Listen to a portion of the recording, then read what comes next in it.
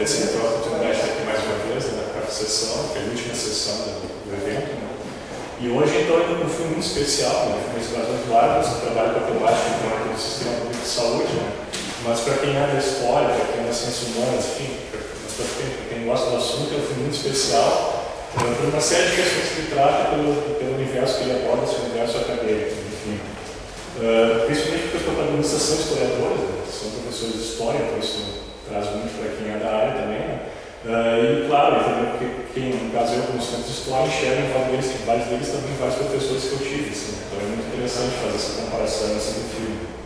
O filme, então, de 2013, é dirigido por uma pessoa, um cineasta bem interessante, que é o Denis Arcana, um cara canadense que nasceu em Quebec, né? Se mudou para Montreal quando era criança e lá ele estudou história, né? Ele estudou a história, né? Se formou em história, então por isso ele também o interesse dele pelo universo acadêmico e por esse saber histórico, né, que é tão forte nos filmes dele. Ele iniciou fazendo documentários, então, na década de 60, né, fez documentários também sobre o universo acadêmico, sobre essas experiências. Né. Depois também fez outros documentários, também influenciado pelo cineasta russo Eisenstein, né, até então chegar, depois da década de 70, a começar a fazer ficções, então, até os dias atuais. Né. E a história dele também é um pouco a história do cinema canadense, né, que também é um cinema então, marcado pela essa triangulação de nações, né, de nacionalidades, que a gente vai ter a parte inglesa, a parte francesa, também uma parte mais nativa, assim, que a gente pode chamar, né, e aí que vai colocar uma questão nacional muito forte, então, essa multinacionalidade no Canadá, né, e a parte cinematográfica vai ser marcada por isso também. E tal como a América Latina, né, o Canadá também tem uma popularidade, né, que é uma sombra, né, uma sombra que muitas vezes atua mais como uma sombra, porque essa sombra é os Estados Unidos. Os Estados Unidos tratam o mercado cinematográfico do Canadá como se fosse uma extensão do seu território. Então, a produção canadense é muito limitada também pela forte abrangência e pela influência dos Estados Unidos no mercado de distribuição também cinematográfico do Canadá. O Canadá vai começar a ter uma produção mais significativa na década de 30, né, quando vai ser criada a National Film Board, né, que é uma associação então, para produzir filmes canadenses, né, e também que reverberem essa diversidade cultural do país. Né. E esses filmes vão começar a ser feitos, então, primeiro como propaganda para a Segunda Guerra, e depois eles vão começar a fazer outros filmes, então, principalmente documentários, animações, que vai ser o forte dessa entidade, né. E essa que vai ser responsável então, por produzir, né, cineastas, formar cineastas e também pessoas do meio técnico como o cinema. Isso vai ser importante. Depois da década de 60, então, vai começar então, a ter a produção de ficção mais significativa, né? E aí a gente vai ter o Denis Arcana, o diretor desse filme, mas também a gente vai ter outros, né? O David Cronenberg, então, vai fazer uma série de filmes de terror, o Atom Eloy, que é um dos mais conhecidos com dramas, e claro, não esqueçamos do James Cameron, né? O rei do mundo, que é canadense também, apesar de ter sua formação nos Estados Unidos, ele é canadense também. E o nosso cineasta de hoje, aqui, o Denis Arcana, então, vai realizar em 1986 o primeiro filme, né? Faz parte da trilogia, né? Das Bravas. O primeiro filme de 86, então, se chama The Film do Império Americano, onde então, ele vai mostrar a história de um grupo de historiadores, né? Professores que vão se reunir no fim de semana para almoçar, né? E aí, através do enfoque do grupo dos homens, depois das mulheres, também alternadamente, né? Ele vai mostrar toda essa vivência então, das pessoas também, da sua formação e do seu caráter intelectual também. Esse tipo de amigos, então, que são o Henrique, o Claude, o Pierre, a Luísa, o Dominique e a Diana, que são casais, então, nem todos eles, alguns são casais, eles vão se reunir todo fim de semana e vão começar a conversar sobre uma série de questões, enfim, sobre a intelectualidade e principalmente sobre o sexo, né, que é o que mais atrai para a conversa deles, né, que o filme é centrado nessa temática. Então.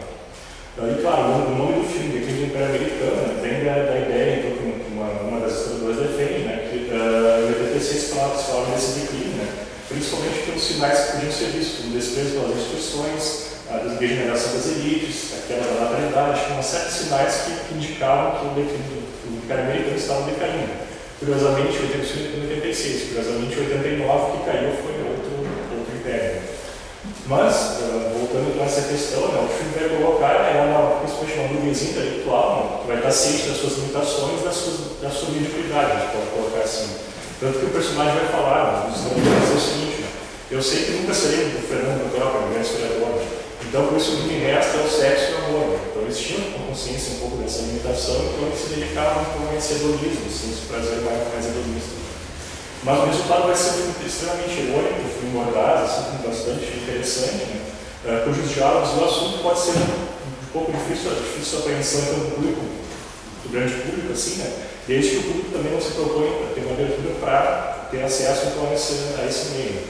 E em 86 foi isso. 17 anos depois, em 2013, ele vai voltar com os meus personagens, esse filme que a gente vai ver aqui hoje, As Invasões Bárbaras, né? Onde esses personagens estão mais velhos, inseridos no contexto atual de 2003, quando ele foi filmado, né? E onde um dos personagens, que é o Remy, está hospitalizado, sofre de um câncer, né? Um câncer está terminal já. E aí, a partir desse elemento, que ele vai mostrar então como é que foi a vida do personagem, vai reunir novamente os amigos, né? Como vocês vão ver aqui. Enfim, ele vai enfrentar uma série de dificuldades no hospital, né? E aí a questão que vai ser colocada é a nacionalização do sistema hospitalar do Canadá, né? E aí, então, claro, vai surgir uma série de questões, o sindicato está presente aqui, que é visto mais como elemento mafioso também. Enfim, uma série de questões que mostram um pouco essa crueldade da mercantilização da saúde, né? Que esse tratamento é diferente, para quem tem convênios diferentes, né? Claro que deveria ser universal e mais econômico. Então, acho que isso está muito forte no filme. E, claro, o Canadá tem uma peculiaridade, né? O sistema o sistema de saúde dele não é gratuito, né? Você paga uma mensalidade, né? Para a pessoa, para a família, né? E, enfim, né? Isso pode variar também de cada província, né? Cada província tem uma autonomia, né? Bastante forte no Canadá, né? E aí também o sistema funciona de uma maneira diferente, né? Que lá todas as famílias, as pessoas têm um médico de família, né? Um médico comunitário, e é esse médico que você procura quando você vai fazer uma consulta por algum problema, enfim. E aí, se for o caso, o médico encaminha para um especialista, né? Não é que aqui no Brasil que a gente vai direto, né? Cardiologista, oftalmologista, enfim, então, né? Tem isso também. E se você fizer algum exame, algum tratamento, tudo isso vai direto para o médico, você não tem acesso a esse material. Então, isso foi padronizado no Canadá a partir desses anos, da pesquisa que eu levantei. E claro, né, isso vai colocar então a questão do alto investimento em saúde, né, somado com a gestão, é onde produz melhores resultados. Né. E é interessante trazer para vocês que uma pesquisa feita há poucos anos mostrava então que a pesquisa chamada, se não me engano, FMI tuberculose, né, que mostrava então que os países que aceitaram fazer acordo com a FMI e assumiram então as suas prerrogativas tiveram um aumento significativo nos índices de saúde, assim, de tuberculose, uma série de doenças, então justamente porque o investimento em saúde diminuiu. Então essa é uma questão que eu acho que é importante colocar. Voltando ao filme, então, o Remy, que é o personagem principal, que vai ter essa doença terminal, né?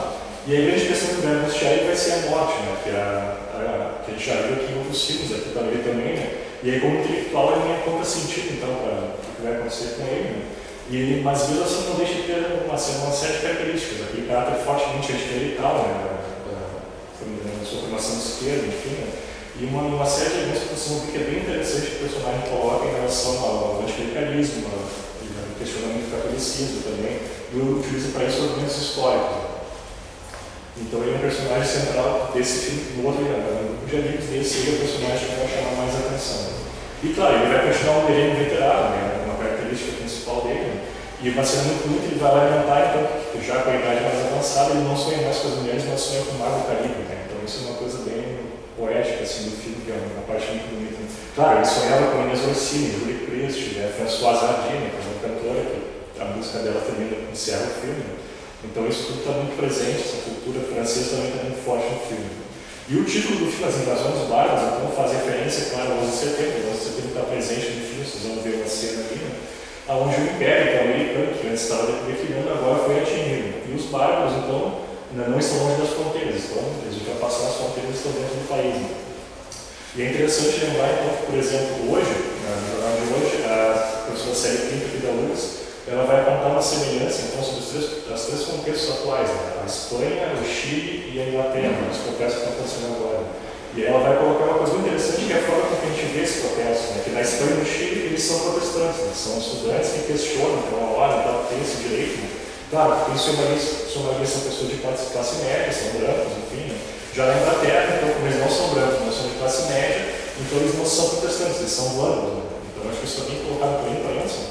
Porque esses vândalos, então, no caso que são normalmente imigrantes, são vistos como são do outro, né? Não são nós, né? Não são da nossa comunidade. Então essa questão do bárbaro, do civilizado, do eu e do outro, ele está muito forte e o filme vai trazer esses questionamentos. E hoje, então, se a gente pensar na ideia do Estado-nação, a gente vai ter um Estado mais forte, mas uma nação mais enfraquecida.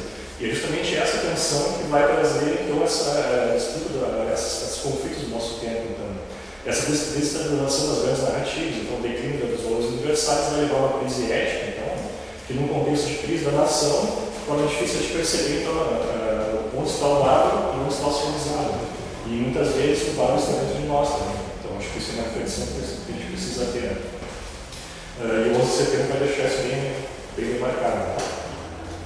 E no filme, então, uma coisa que a gente pode fazer um paralelo com isso, né, que o Remy, o personagem principal, ele é aquele que representa o pensamento nacionalista, aquela velha cultura, enfim, aquela cultura europeia. Já os filhos dele são a oposição a ele.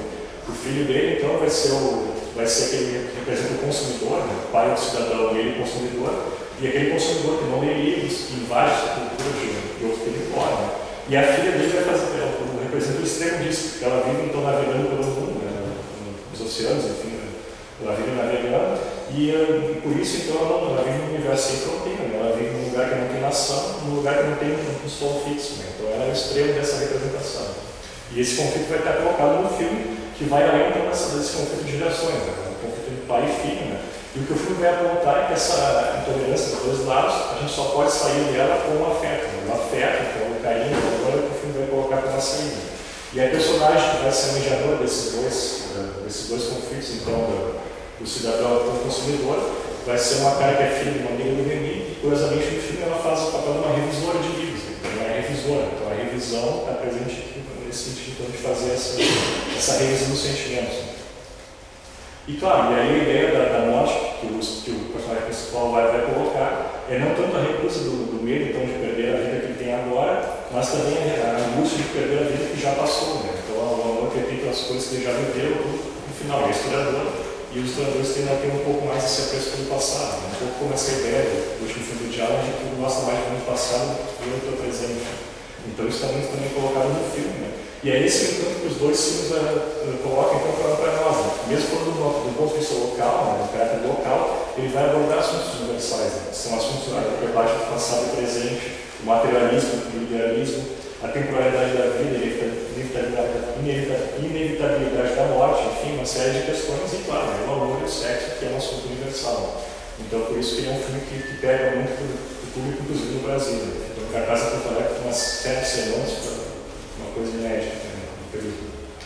Enfim, de 2003 para cá, então, para 2011, né, algumas coisas se intensificaram, né? E eu penso, numa análise social, assim, algo de errado no mundo de hoje, né? Porque nos últimos 30 anos, então toda essa luta que a gente teve desde o século XIX para combater a desigualdade, pelos direitos sociais, os direitos civis, a gente está colocando tudo isso fora, né? Com uma série de questionamentos. A desigualdade, então, ela tem um efeito muito corrosivo, né? Nas sociedades, né? Acaba apodrecendo uma sociedade por dentro. Né? E hoje a gente toma essa desigualdade como algo natural, ela não é uma produção histórica. E essa desigualdade também a gente acaba quase que nos alegramos com ela, a gente admira ela principalmente quando a gente faz cultos, celebridades. Então isso é uma coisa muito forte que estremece um pouco essa visão do contexto atual. E o que mais assustador, claro, para quem gosta de história, é que nós estamos transformando o passado recente, o século XX principalmente, numa zona de fenômeno, algo que a gente não enxerga muito bem. Né? E aí, claro, o perigo mais perigoso do que idealizar o passado é esquecê-lo. Né? Então, eu acho que isso é uma coisa que o 11 de setembro e de lá para cá o contexto atual está muito forte, né? E assusta muito. Né? Então, acho que isso é uma coisa que a gente tem que abrir os olhos e ficar atento a isso. E o Denis Arcand vai terminar sua trilogia, 2 anos atrás ele vai fazer então, um filme chamado A Idade das Trevas, né? Que no Brasil foi lançado como A Idade da Inocência. Sem os personagens dos 2 filmes anteriores, são bons personagens, né? Onde o filme então vai contar sobre uma epidemia que atinge uma cidade, vai devastar o mundo. Né? E claro, e se aqui ele vai colocar os bárbaros, então, né? Os bárbaros, acho que a grande presença que o filme coloca é que os bárbaros continuam por aí, continuam entre nós, né? Inclusive quando a gente está no espelho. Então, acho que essa é a grande reflexão que o filme vai colocar, né? Essa ideia de quem é bárbaro, quem é civilizado, que nós temos essas 2 características também, né? Não só no outro que a gente pode ver isso, mas também em nós mesmos. Acho que, enfim, algumas apreciações primárias, e é um filme delicioso, é um filme muito emocionante, então espero que vocês aproveitem bastante o filme e depois o que vai seguir com ele. Obrigado.